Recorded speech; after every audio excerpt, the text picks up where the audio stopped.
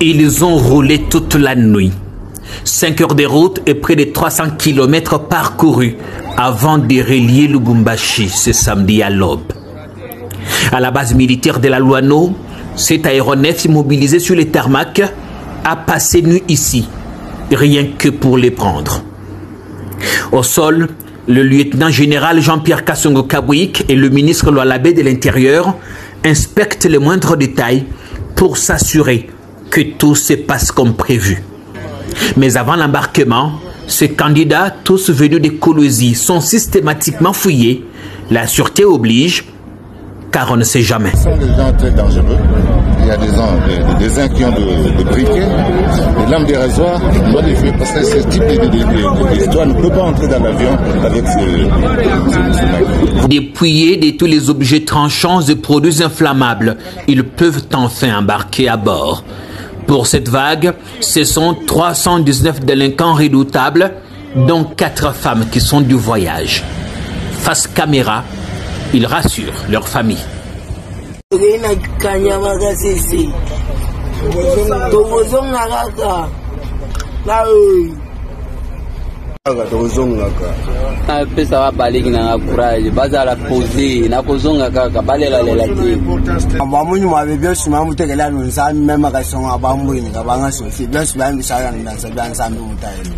Et n'embarquent dans cet avion que des délinquants bien connus de tout là-bas. Leur départ pour KCC est le fruit d'un tamisage exigeant qui a permis aux innocents d'être relaxés. Certains qui n'ont pas le sens de l'histoire pensent que vous vous acharnez un peu trop sur les Katanga en général. Moi je dirais sincèrement que c'est seulement de mauvaises foi et une campagne de diabolisation. Comment voulez-vous qu'on s'acharne sur les Katanga avant d'arriver ici? Combien de rotations on a fait à Kinshasa? On a fait plusieurs vagues qui sont parties de Kinshasa, on a fait des vagues qui sont venues du Congo central, on a fait des vagues qui sont venues de l'Équateur, on a fait des vagues qui sont venues du Kasaï. C'est juste la diabolisation. Vous voyez, il y a des gens, il y a des personnes malveillantes qui veulent toujours donner une mauvaise image du service national, une mauvaise image des actions du gouvernement dans l'encadrement de la justice. On ne s'acharne pas. Mais le problème se pose ici, il est réel. À Kolwezi, tout comme ici, le problème est réel.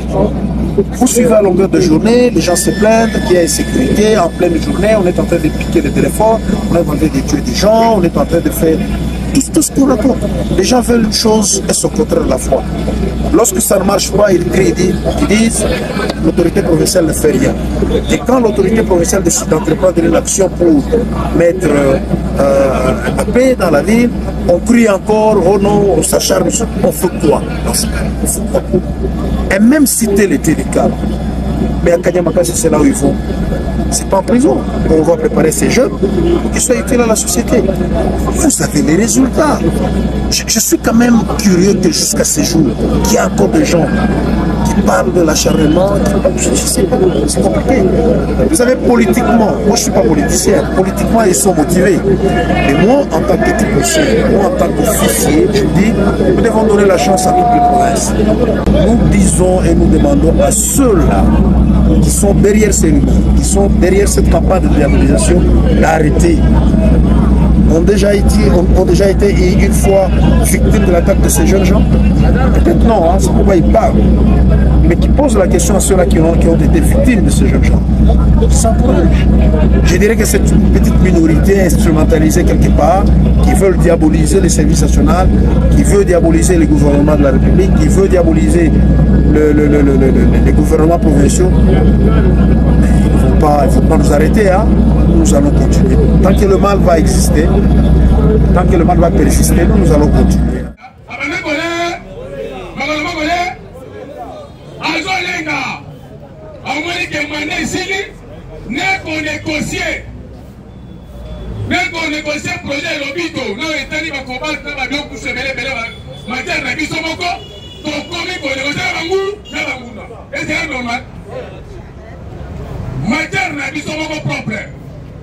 On fait les dialogues. Pour Batika, les frontières ici, on est pour les conseils de projet comme déjà Chine, en sang français, il reste le projet. Mais il y a un statut des accords. Non, non,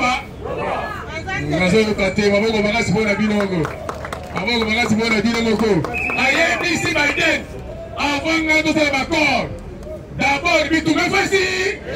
Ce qui Bitoumé décide de n'a pas encore les ressources. Merci beaucoup. Merci. À ce que tu as prof, bon encourager prof, bon encourager prof, nous avons beaucoup de combattants. Merci. Et de paix se viva. On répond de toutes les questions. Ça va la archive. Quand vous posez la question, ça va l'archive.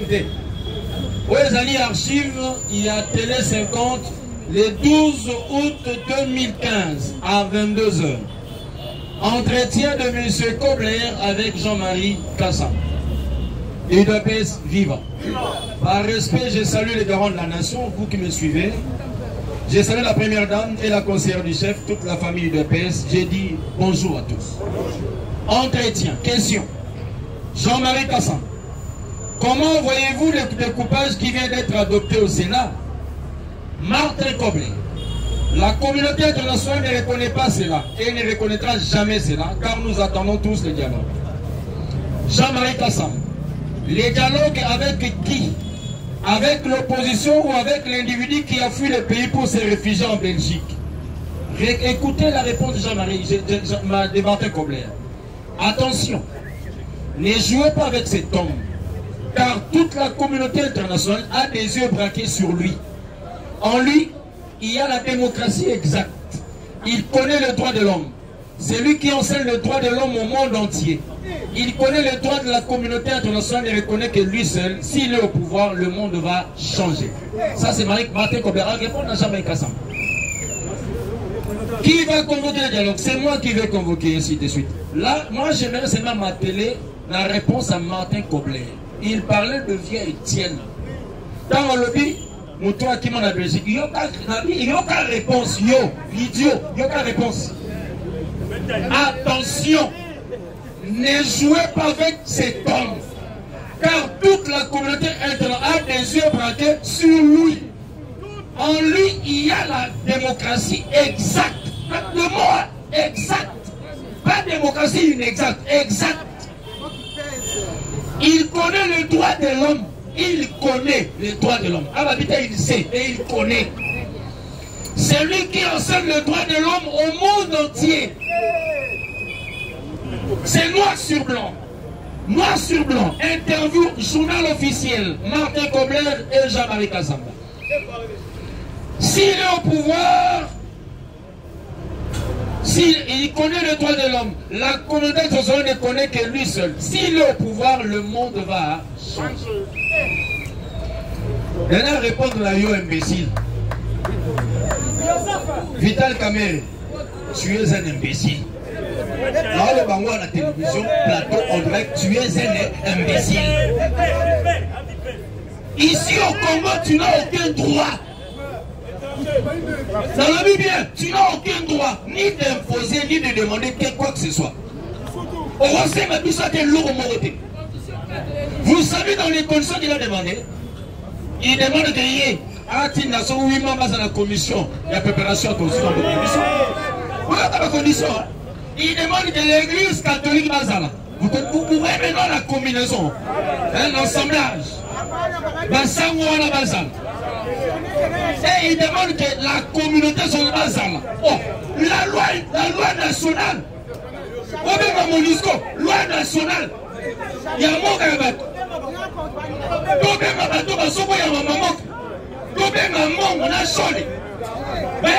papa, ça prouve que ce monsieur c'est vraiment un idiot.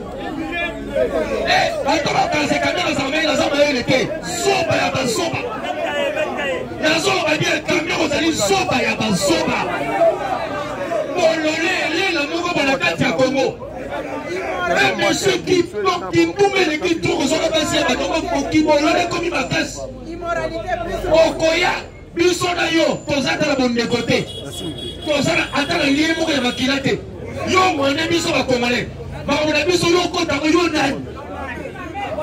Yo, Benza, nani.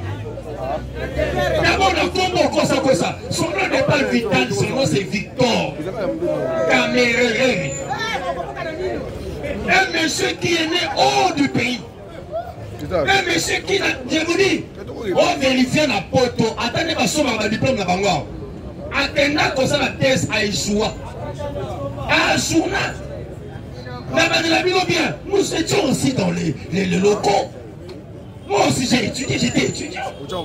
Il y a la grande distinction, la satisfaction, l'ajournement et le refus. Il y a Assouna, soit des professeur, il est professeur. Nous avons dit que mon projet est professeur. Nous avons un moniteur, un maître. Il y a une différence entre un professeur et un moniteur. Quand même, on s'approche, on croit au Congo. Il était directeur du cabinet, il a échoué. Ministre de l'économie, il a échoué. Président du Parlement, il a même échoué. Un voleur à outrance de surcroît. Soyez autant sur l'anime solo, pas sur la partie. Et puis, toi, ça ta mère, dans l'opinion, Osa Nyama. D'abord, Félix n'est pas ton ami. Il est le président de la République. On lui doit du respect. Il n'est ni son collègue ni son homologue. Félix est président du pays. Il lui doit beaucoup du respect. Il est président des partis, moi aussi je suis président des partis, même du Parlement. Nous sommes des collègues avec Vidal Kamel. Il y a une fatigue à sa partie, nous sommes à côté de l'angaï. Le niveau d'études, moi j'ai mon diplôme, j'ai mes papiers. Lui il n'a pas échoué, il n'a pas reçu, il a échoué. Son gars dans son accompagné quand même. Dans lequel on a eu du Moussika, la Bible est le Moussika. C'est ça la différence. Nous c'est le public, nous c'est le public. Ta mère est là comme ta mère à l'équilibre. Ta mère à l'équilibre, la bureau à Tamisat. À l'équilibre à Kimouibi, à l'équilibre à Kimouba, à l'équilibre à Lokuta, à l'équilibre à Moussoubou. S'il vous plaît. Donc ta mère, il doit du respect au combattant de l'UDPS. Je l'ai dit pourquoi. Mon président reste les garants de la nation. Il est au-dessus de tout. Il est le commandant suprême des forces armées de la police, le commandant suprême, magistrature suprême de la magistrature et peu à la mission. Il ne doit pas se comparer à Fatih. Pas sur la ligne. Pas qu'on soit la peine rodée. Caméra Kenda dans l'élection Fatih. Mais Fatih, excusez, au Congo, Fatih a fait l'élection pure. Depuis que le Congo est Congo, la seule vraie élection c'est Félix, avec 73%. Pour les autres, c'était la mafia. Si on a comparé le président de l'Anna Yo, nous tous le cas de Momboya, on a comparé le président de l'Anna Yo. Nous avons Bololo, Soba Boye, on a comparé le Fatih. Voyez bien, Bayaba Kamoutomel et le Maloba. Écoutez Fatih lorsqu'il parle. Vous avez vu la musulmane. Vous connaissez qu'au rêve de Fatih, c'est un meneur de tout. C'est un harangueur. C'est un bon parleur. Si au Congo on n'avait pas des interlocuteurs, parce qu'il manquait une chose. Les Français l'appellent les Ora. Koyeba Koloba. Et on a Salomon Kohelet, un éloquent. Il faut avoir un président qui sait parler. Il est vers le Azul Balmano, au Sonaye, pour combien de hasard un message. Kabila ne sortait pas. Kabila ne parlait pas parce que Kabila n'avait pas les auras. On est convaincu et ça t'est. Voilà la télé de la Bouchimay.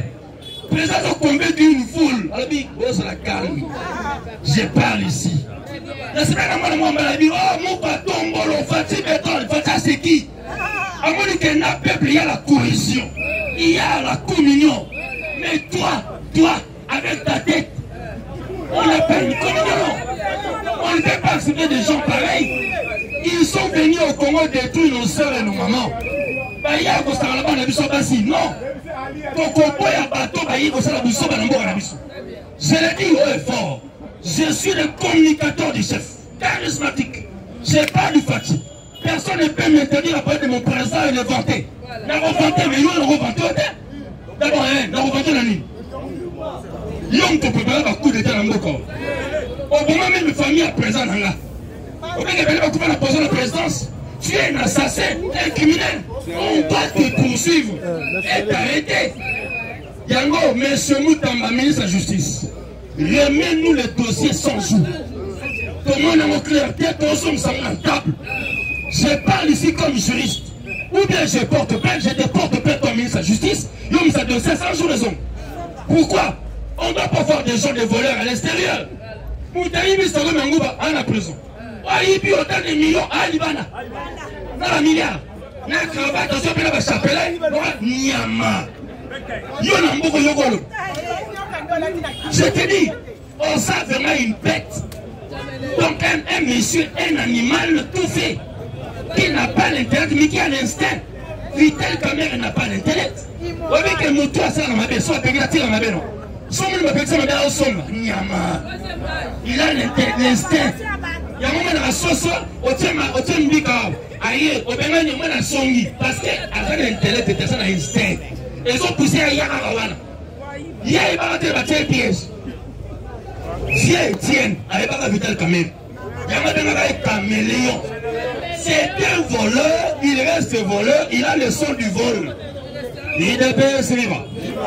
Je vais parler d'une chose. Combattants, nous sommes dans une période d'éveil. Une période fondamentale. Zala vigilant. Je n'ai pas encore mon cœur apaisé parce que je dois aller jusqu'au 20 janvier. Faites tellement attention. La Bible, c'est notre miroir. Et un musicien chrétien chantait ceci. Ça a toujours été pendant la fête que les enfants de Dieu sont tués. Faites attention. Pendant la période de fête, le diable aussi fait son travail. Vous voyez que Jean-Baptiste était mort à la fête. Le roi demandait à la fille, Dina, mais c'est malheureux. La fille voulait demander même la moitié du royaume. Mais lorsqu'elle est allée chez sa mobile, c'est malheureux à monter à Jean-Baptiste. Et ce jour-là, Jean-Baptiste était mort. Faites aussi attention pendant la Sainte Seine qu'après que Jésus-Christ a été sacrifié, il est allé à la croix. Mais pour que la mission réussisse. Mais il a dit ceci. Parce que mon frère n'est pas un traître. Oui, un traître plutôt. Un étranger, ça va être traité. Un étranger, c'est la haine. Mais ton frère, c'est un traître. Jésus-Christ a dit à Judas. Oui, Judas avait des affinités avec Jésus. Il y a famille. C'était son frère des familles. Un cousin trop. Faites attention. Faites attention. Ce sont plus des Congolais qui trahissent ce frère. Les autres, ils ont la haine, mais les Congolais même ont la trahison. Il y a tous les traîtres que vous êtes, tous les traîtres à Congo, vous aurez affaire avec nous. On va vous éliminer. Vous, la sanction, c'est la condamnation à mort. C'est ce qu'on appelle la haute trahison. Si aujourd'hui, monsieur historien me trahit, c'est la haute trahison. Parce que nous sommes de la même maison, même école. Avec un seul leader, Etienne Tshisekedi Mulumba, qui suit, qui fatigue, qui est le suivant. Parce que c'est le même esprit qui est en transition là. Et continuer entre nous et vous. Et d'après c'est vivre. Je vais citer par ici parce que devant le modérateur après ce passage. Je vais dire une chose. Yo. Là je veux aussi aller d'après. Yo. Likos. Nazo promettre yo. Na bandina moi le officiellement. Kabouya. Aux anaïs de presse, aux longaïs de presse, tu auras affaire avec moi. Pourquoi? Il y a des combattants qui sont morts. Il y a des combattants qui se sont séparés avec leurs femmes, leurs familles à cause de toi. Il y a des combattants qui tergiversent jusqu'aux Zébarats triangulaires à cause de toi. Tu as pris nos frères, nos postes au Tekisiango. Au Kofu, tu as mis son nom au Kofu, tu as vu Nayo. Parce que moi, je demande ça aux garants de la nation. Je vais remettre la tenue militaire. Et avoir le pistolet ou le 9 mm, même l'arme, AK-47. Mais avec les AK-47, je vais te contredire toi aussi les AK-47. Tu vas, comment on a AK-47 humain, AK-47 arme. Yo, ça l'a sauté. Non, devant les gens, je ne te pardonnerai jamais. Les juges te pardonneront, il faut demander à Dieu de pardonner Satan. Toi, jamais. Là, il coche ce qui nous occupe. Tu auras des problèmes. Et ta mère, prépare-toi. Parce que la fin arrive. 2025, c'est nous. 2025, Bissot, 2025, Bissot. Là, maintenant, je reviens au nom du vieux Etienne. Je vais travailler avec l'UTPS. Il est possible. 2025, Bissot. Pour travailler dans fatigue, n'est-ce pas? Nous serons partout. DGM, DGRAD, DGI, et tous Bissot. Les péages, on doit sécuriser notre pays, sécuriser la nation. Et je lance aussi un message au gouverneur de la ville de Bumba. Daniel, tu fais un bon travail, mais fais-moi la mise. Parce que, ville à Kinshasa, c'est qui ont déjà. Donc, ça, tu as dit Moussika, tu as dit Moussika. Mais là, tu as dit aussi là. Kinshasa, c'est le bon alanco.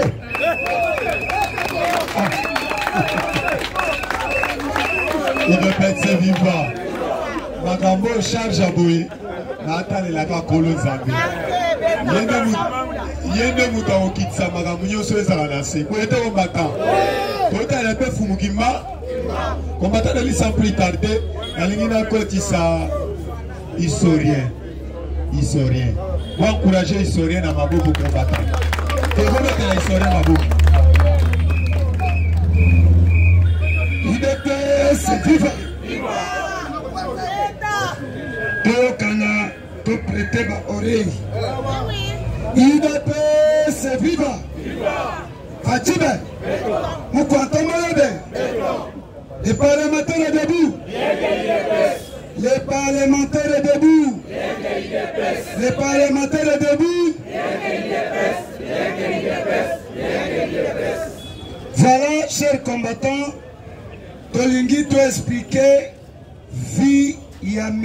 Kabasele roi Kanyaninyi Kingi. Batodele kombo na ye eza Kamérité. Le nom propre oyo bozobenga ye eza Carlos. Roi Kanyaninyi Kingi Carlos. Est-ce que tu as aucun? Chers combattants, peuple congolais, Boyebi, depuis 1994, Kamérité étudiant na université Tanga Longwe na Inilu, aye Kotanga na Iniki. Tango a fidèle ekoti, tango a fidèle ye, Kamere azalaki représentant yaba étudiant burundais attaque président na bango na Iniki. Tango Kabila ye 97 à côté na Kinshasa. Premier meeting.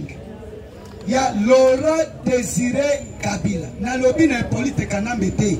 Nalobi Laurent Désiré Kabila. Congolais de père de.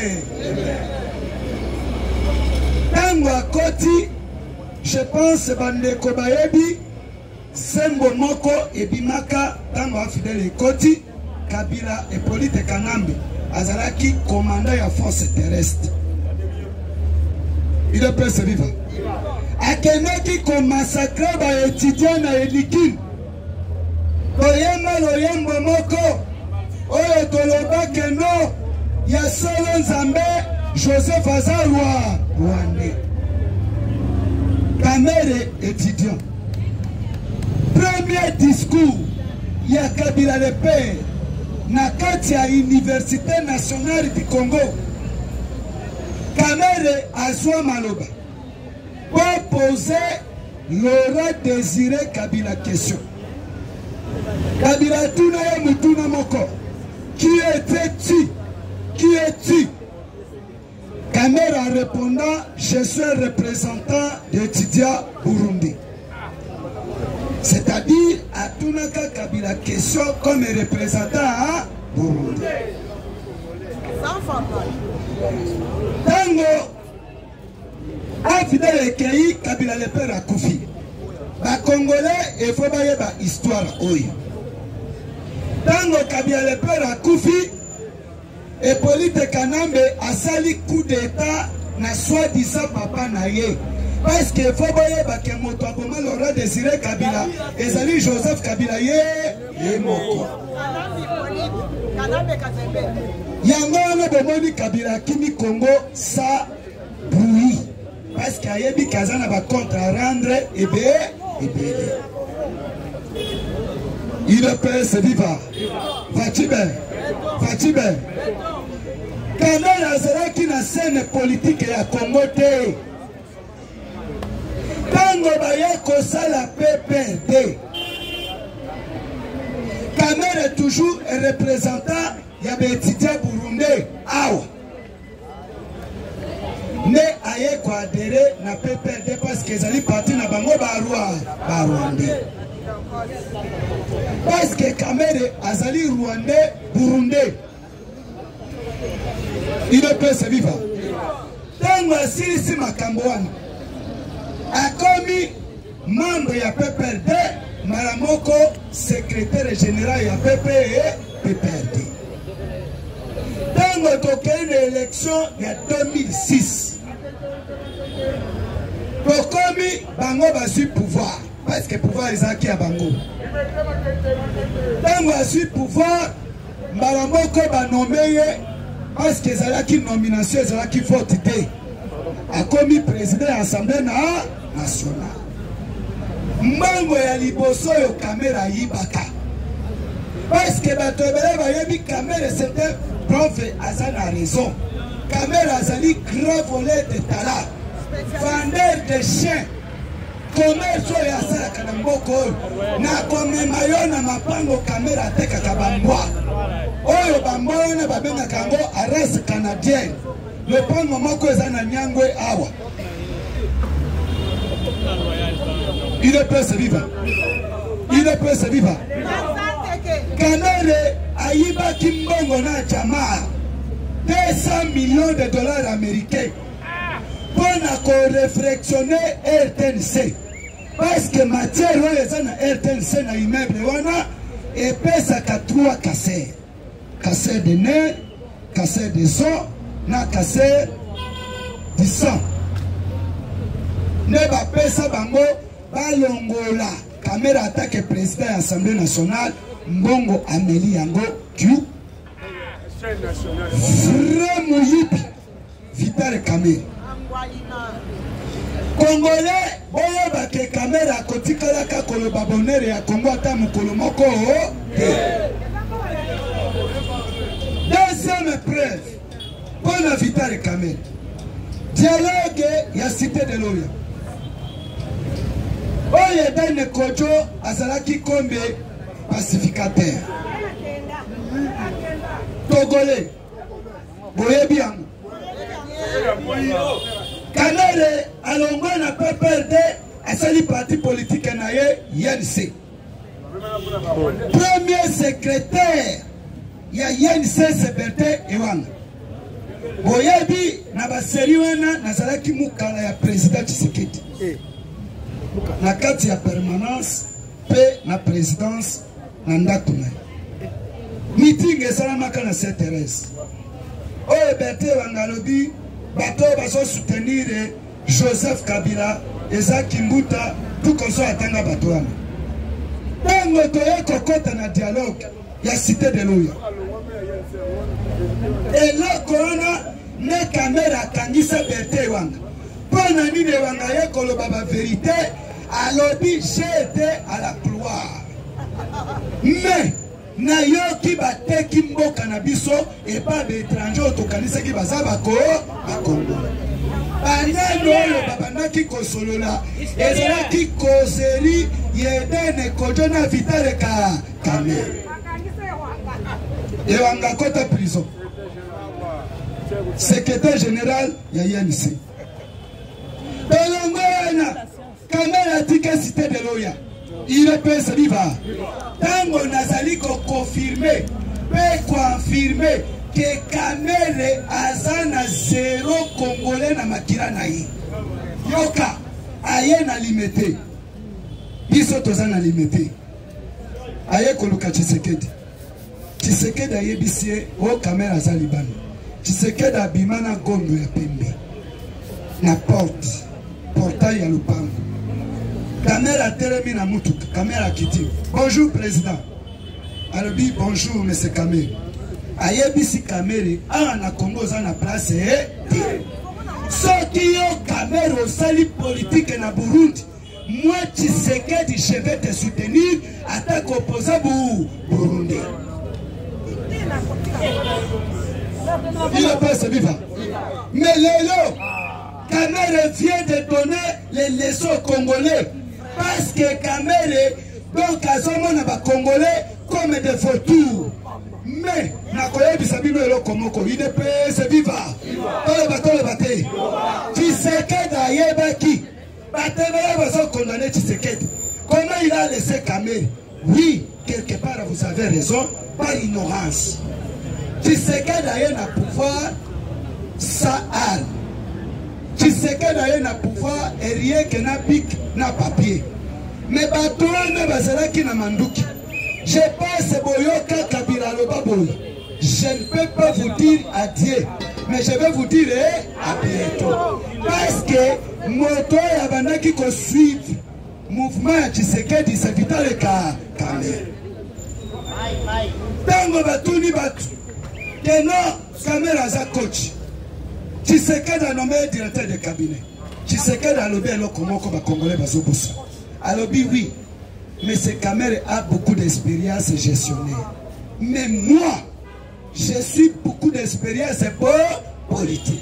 Mais la politique qui prime tout. Il peut se vivre. Est-ce que tu es calme? Il peut se vivre.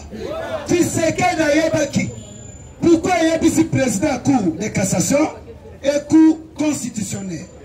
Laissez Katumbi, laissez Mukwege, pour qu'il n'y ait pas d'élection.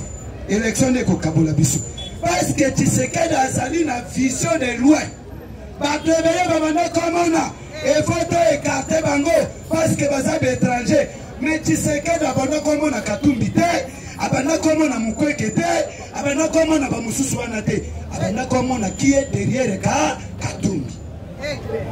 Diplomate de carrière. Il peut se vivre. Tant que tu es Bango, Tshisekedi a rapporté victoire. Victoire pour nous finir. Na banyama wana. Ezali changement ya constitution. Encore. Betela chino mama beaucoup. Parce que pour nous écarter ba étranger na kati ya mboka na biso, il faut qu'on renverse constitution, qu'on construire constitution ya sika. Il peut se vivre. Guerre de l'Est. Voyez que Kamere amata kita. Azana viseur na biso. Est-ce que voyez l'autre babengi viseur? Il peut se vivre. Et l'autre babengi viseur, c'est-à-dire azana caméra na biso. Caméra kosa le loko tokoli aye loko la nguba na manyoko. Je répète, Kamere me connaît bien. Kamera yebi. Ata na moyo alekinga yi mena butu alekinga te. Oyebani. Nazolo ba très bien que caméra yebi nga mala. Pe akoza les puissants. Akoza les puissants ko kangisa ngai. Parce que toyebani. Il peut se vivre. Chers combattants, la guerre de l'Est que vous voyez. Vous avez vu mon ça l'opération.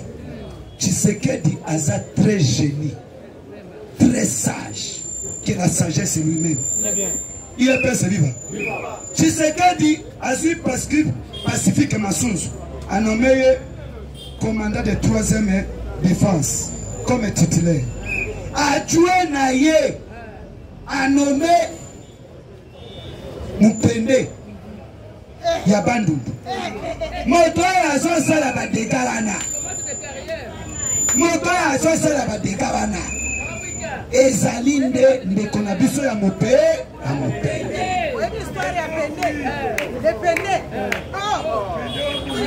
Adjoint ya Pacifique Massunzu, Congolais de père et de mère mwana ya bandundu mope kiti kwa.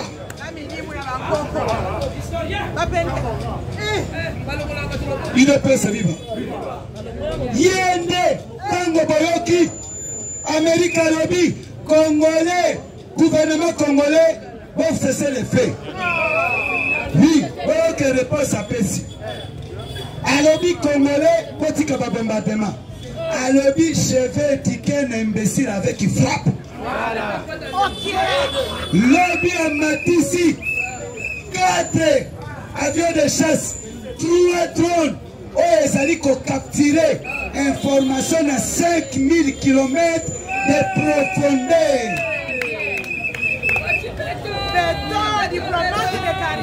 Parce que Fatia Yebisi, Fatia Yebisi, ndenge na cheyo awa, telefone nanyo, ezayo nanga.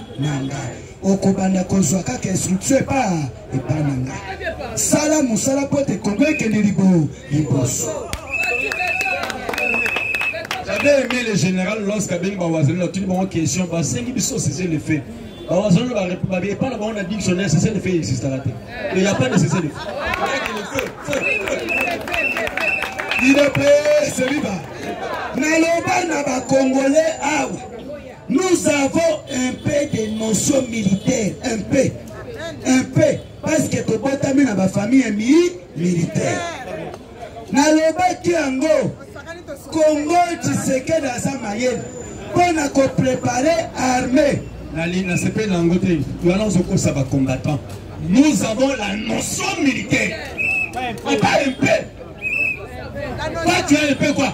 L'UDPS a les notions militaires, policières, non judiciaires, non tout. La notion chef d'état-major général a la notion militaire. UDPS viva. UDPS viva. Oui, chers combattants. Nalobaki, nous avons 2 options. Il y a guerre. Soit la défensive. Défensive, tout ça est la Kayango. Pour na kozwata ya se préparer. Vous avez parce que na défendre mais na attaquer te. Parce que na nous position na yo na nous na yebi yango bien te. Mais cette fois-ci, je dis cette fois-ci, nous avons à l'option ya offensive. Est-ce que tu as dit? Mais nazali confirmer be ko confirmer bino. Na minute odo toza na kati ya Kigali. Ba élément na biso baza na Kigali. Est-ce que tozo yokana? Avant d'attaquer, il faut contrôler les postes militaires. Oyo eza na kati ya Kigali. Toyokani? Yoka. Bolanda. Bokende kopanza sango. Tolobaki na bino ba Egyptien bazomona bokomona bango lisusu te. Tokomi na virage ya su Fati azobenga na bato mais Fati atiaki mutambo toza na descente ya 1 km ya 10%. Fati asa asopaki mafuta sikoyo bandi kobenga na bango ntango bango bazoki bakoseta nde en désordre. Oyoki makambo Mbemba alobi na Canada toloba te. Jean-Pierre Bemba azalaki na Kananga afete na Kananga. Le conseil des ministres n'embouchement. Jean-Pierre Bemba le Bibo. Si je te connais, ou bien si je te savais que Tshisekedi a la guerre de Jésus, j'ai été allié avec Tshisekedi, ça fait longtemps. Est-ce que vous qui? Bemba le Bibo, ceux qui n'aillent pas, ceux qui n'aillent pas.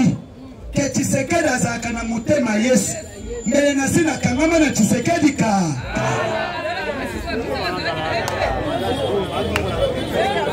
eloko ya lobby ezali trop profond.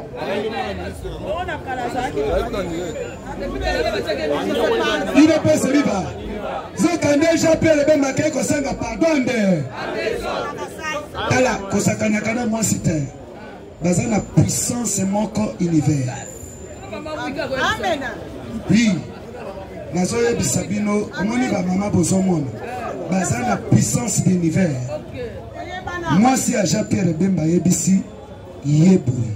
Soit yona Tshisekedi, soit okite Tshisekedi oké côté mosusu. Mbemba lobi moi ça zobotela ngama bana kitoko boy. Ngaye fokana zala na ndeko na Toyokani? Bemba a rejoindre voix ya mwasi. Mais ça c'est à ma bête. Ça c'est à sauver la République démocratique et le Congo. combattants, peuple congolais, et regardez les signes du temps. Ariro tozokende nango pour le moment. Ezali arir moko très sophistiqué. Fachi a commis nalobaka na batebele ne bandela pouvoir. Nalobaki que Tshisekedi aza motema mabe koleka Joseph Kabila. D'ailleurs Joseph Kabila aza mobilité, c'est un péré. Oui, Kabila aza péré. Péré ya ba péré nyos. Oh Chine Aram. Oh Chine Aram. C'est un grand péré. Oh, si que ce cas ça capéré. Est-ce que Tshisekedi motabengani akimi mboka pona tala zoke ne kokuta na bato na Éthiopie. Mais Congo yango okimi pona est-ce que Tshisekedi atundi nzungu. Il peut se vivre. Fatibe. Nazoye bisabinu que ils en ont généreux belé bazo kamana. Plusieurs généraux rwandais. Tshisekedi à la Kabiso na Assemblée nationale devant ba député. Alobi pouvoir na yeza ya mayibu nambi na mbizo. Azo sokola mayibu kitoko na mbizo malamu. Parce que mbizo ya kana makala. Mayebe ya kana mabele. Evalo alave yango bien. Kweta alambela bana balia. Toyokani soki bomoni changement oyo ya appareil militaire Tshisekedi a contré communauté internationale. Yoka question batuni Tshisekedi. Oh, bilu bazanya ko baba Nyamurenge. Alobi ambo. Kozanya ko baba Nyamurenge. Zela, baba Nyamurenge congolais non? Il peut se vivre. Kisaro, yoza la kanani. Oh, Munyamurenge. Yoza wapi? Ozana gouvernement. Ozana ministre. Il peut se vivre. Abengi oyo azalaki na agriculture. Il y a IDPS. Yo. Billiance. Yo, ozaka nani? Nyamurenge. Nyamurenge nini? Congolais. Ozawa. Arabi ambo. Ça va. So, boye bisabiso. Baba Nyamurenge otonyokolaka na Congo baza wapi? Je dis et je répète. Masunzu, c'est un Congolais. Masunzu, ennemi juré à Kaka. Yoka Kaka. Masunzu a lobby et fona kota na Toyokani. Neboyoki, jeune militaire. Oya lobby que non. Tozo kufa lokola bataba. Parce que frappe comme on y ango. Nano etikali ko exister na Congo te. Boyebaki que chef d'état-major international James Kabarebe afinga biso armée congolais est capable ya koboma même pouka. Mais l'armée congolais est comme koboma ba Rwandais ande. Merci beaucoup. Merci. Il peut se vivre. Donc on est déjà la souka pour la cochiter. Tout c'est la Fofana pour être chit. Pour la Zelaki président Jean. Président Jean on a dit déjà venu de banda. Tout banana et lopi. Dans un peu ça Fofana pour être culturé, pour être combattant. Pour mettre la Fofana mabo. Je pense que il y a Koloba déjà par lobby. Maintenant ils ont complété. Oui, lobby. Mokonzamboka azana ba chance belé. Oh Kabila Zaraki Nangote. Problème est anine. Dès que tu as pour ranger à.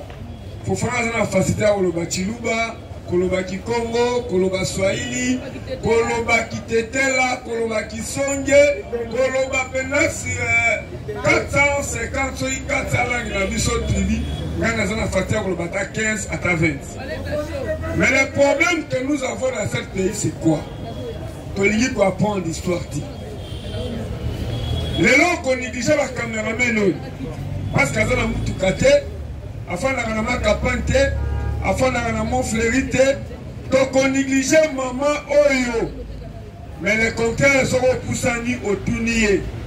Dans l'âge de 10 ans, 15 ans, à quoi expliquer autant Oyo papa n'a pas de Namboka, avec Kishasate, mais il y a une histoire de la commune de Kishasa.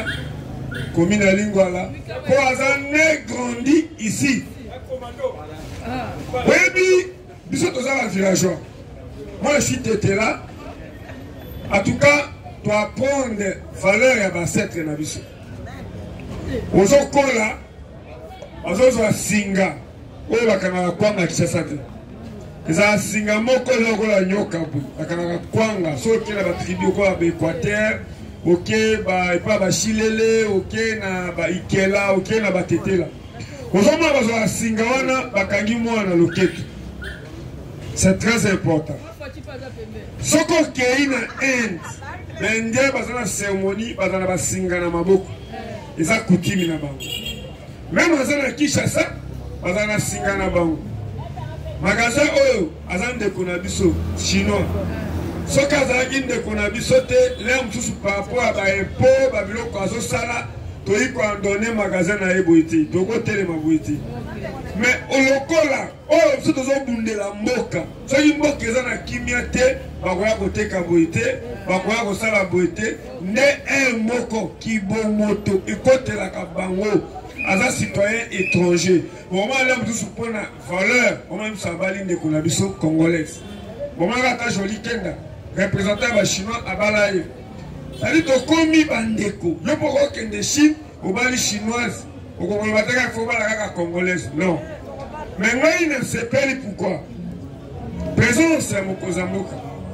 Papa Naye, si le roi est opposant, parce que Étienne Tshisekedi a formé les gens. On peut dire, on a mort à Chadar. Avant comme un gouverneur et un manième, parce qu'Azaki n'a eu de peste. Promotion, mon maman est Bazaïb. Lélo. Ce qui est le même, nous avons un Vital Kabila. Tout ça qui n'a tourné le chef de l'État.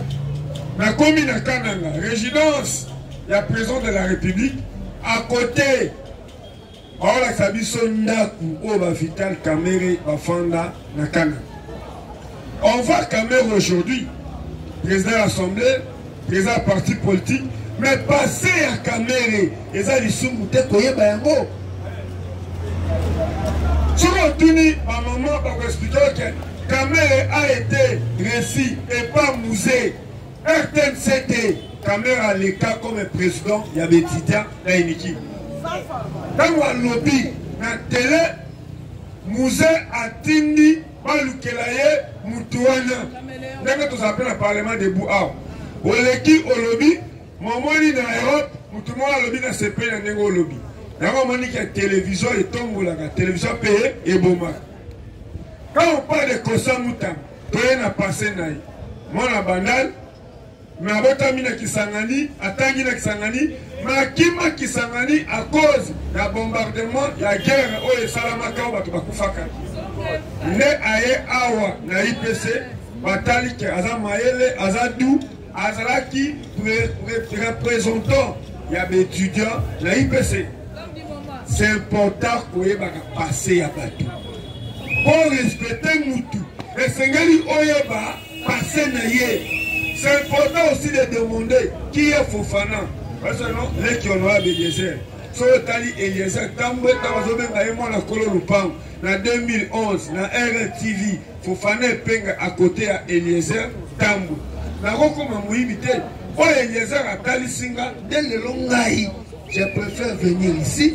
Côté le Parlement debout, bon, on sait qui est parlementaire debout, Parlement debout, Joa Carole, Nîmes. Mais les lots, on nous embouche seulement, on a une bongo, à ça les partis politiques. Mais quelqu'un n'a pas parti politique qui a histoire à Kimbangu, avec ta carotte. Mais Kimbangu a respecté. Je me rappelle, ça m'a mouké. Naza Kinote, Nae Koya, on dit encore Naza Kinoa parce que la fin dit ah. Motoko la questeur est menée à l'équipe de RTGA, à l'équipe de RTNC pas ma mille là. Abi je regrette pourquoi papa maman va koufa. Dans un monde mouké, papa zobeta li solo, mundele nenga zono kola bango à l'époque. Tout le monde le lenge bakanza souffrant. Bakana sala musale pas mundele. Mais à cause à kondimi la catholique. Bakanza baza bato basala publicité catholique no moko. Mais je dis le monde même cardinal Ambongo a sangisi à ta famille Yabakanza. Le côté Bakanza a bénéficiaire na catholique na Congo moto asali publicité ya église eza bakanda vrai ou faux? Moi je suis pas licencié, moi je n'ai pas gradué, mais je parle des choses vraies à cause de mon film. Est-ce que mon cardinal a louki à tabato basala film à bakanda? Parce que bakanda za mutu oyo atali nyonso pour la catholique etele anorit na mamoni mokonzi mboka mona Etienne Tshisekedi attaque catholique parce que ma Philadelphie na bien moti Philadelphie est parmi les religions où les sengeli déjà mais asunga biso parce que Philadelphie est aux États-Unis. La nationalité douteuse, ba Rwandais, ba Burundais, ba kotaka awa à partir des États-Unis. Dîner au Lazaria se robert wa bandako sala prière à sala kana Congo. Masara dîner des États-Unis. C'est une façon à sangisa ba Rwandais, ba Burundais, ba kotaka mokol. Comment le président même na Kananga a Kenya messe l'église ni na Philadelphie na mosi na ye moko bakewa na catholique. Tshisekedi wa mulumba na limité to bana o kenewa. OK? Lelo ça fait quand même mal. Bato soni mutakomi ministre asali parti politique. Mais so OK na ba parti na bango rôle en jeunesse. Le parti est jouacate. Chaque fois qu'on a reçu ma drapeau, Koyemba. Mais parti politique, moi je me rappelle dans IDPS 2001, 2006, 2008. Aujourd'hui, aux chaînes IDPS, à l'équipe de télé, à Koyebisao Constitution, à Koyebisao École des partis, à Koyebisao territoire, par province, par secteur. Parce que quand il y a parti, par autres Tangisayo. Ville na biso Kinshasa, non, capitale Kinshasa, ville de Gombe. Mais ça, biloko esengeli bato bayeba. Lelo, nazo félicité bato ya Mbushimai. Bamelisi Fachi libéroté. Non, parce que même là, on a Kinshasa, Prince Epenge, c'est mon grand frère. Tous les gens qui UDPS, na ba rassemblement, tous eu chance, na ba fan na Etienne Tshisekedi, comment na Baba, Bakumu, Baba Kyungu. Mais le monde et l'autre on va dire merci, c'est important. On va toujours que non, Balouba, mais j'ai dit ceci. Dans le président commis dans Mbushimai, on l'a dit RTNC lobby, on sentit le rebelle à présent dans Mbushimai, mais il y a un cas différent. Mbushimai va faire au tali sa président et c'est mon abango. Alors, il y a un Mbushimai, quand il y a un ministre qui est ridicule dans Mbushimai. Non, comme il y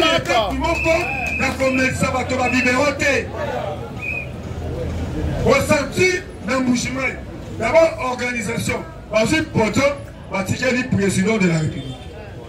Félicitations aussi au président. Il y a Kotambo, Akufa na banda. Anyokoma na banda.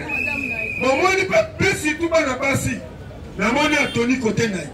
Mais na moni banda chef de l'État atandami bango nyonso au Kabila Salango. Même Mouzen a tchabi son équation parce que Mouzen est le président, ma président biso bana na été. Non, papa. Naï nazolo mamamwe le bamati. Notre information peut aux Ouakata parce que ce qu'on commis l'idée les a bien représenté à si va comboter mais ton monnaie qui bien sûr que président maman au moins même comme un tapis rouge ton vote maman Denis mais à en profiter parce que ça pour l'on il y a président de la République mais tant qu'on va vivre dans Moutou sécurité sur maman tout sur la matinée na podium parce que tapis rouge et ça sacré.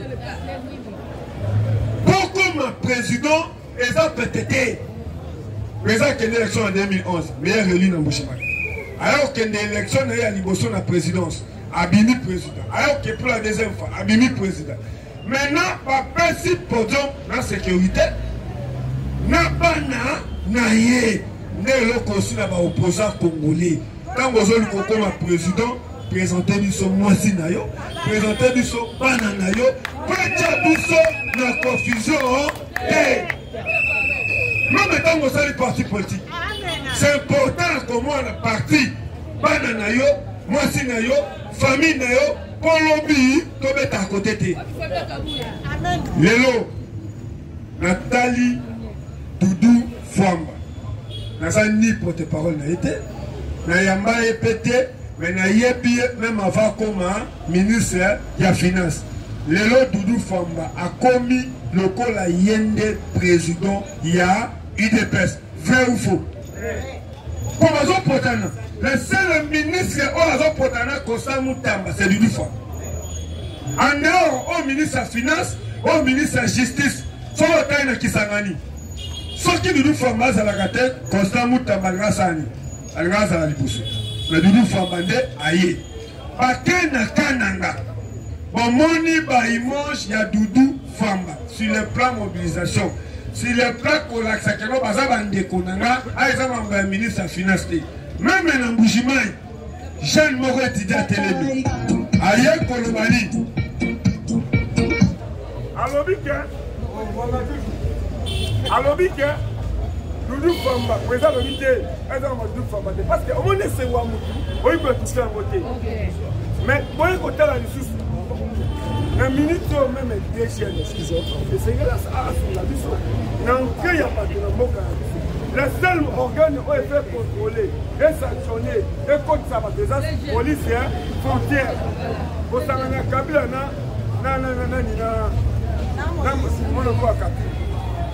a combattu le gouverneur de la Grande Katanga, à Sala et l'autre côté.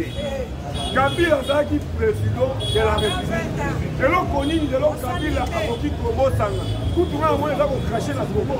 À l'époque, il y avait un peu mais l'autre Kabila, comme ancien président, a Kebo Sangana, ancien gouverneur de l'Éthiopie. Mais l'autre, la Monique Kabila, a dit qu'il y a parce que ma région tout est dans la Kiga, maintenant elle a fait c'est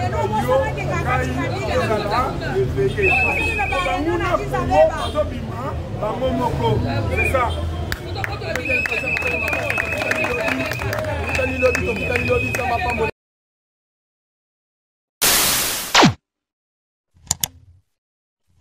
Africa cool, et abena cool, ouais. Africa cool, abena cool, le quoi cool matopi. Après toujours,